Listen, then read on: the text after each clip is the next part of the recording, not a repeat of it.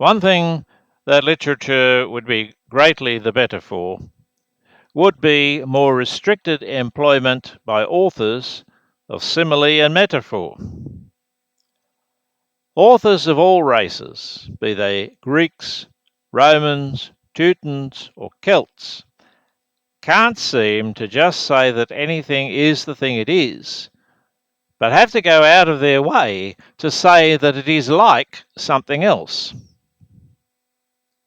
What does it mean when we are told that the Assyrian came down like a wolf on the fold? In the first place, George Gordon Byron had had enough experience to know that it probably wasn't just one Assyrian, it was a lot of Assyrians. However, as too many arguments are apt to induce apoplexy and thus hinder longevity, we'll let it pass as one Assyrian for the sake of brevity.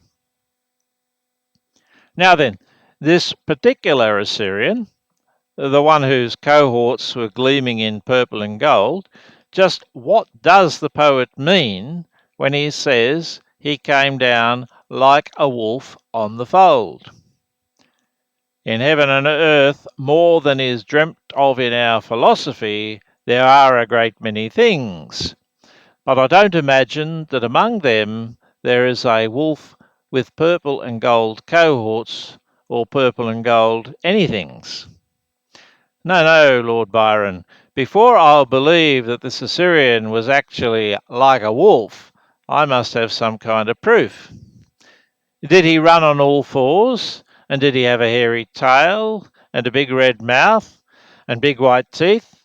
And did he say woof, woof, woof? Frankly, I think it very unlikely.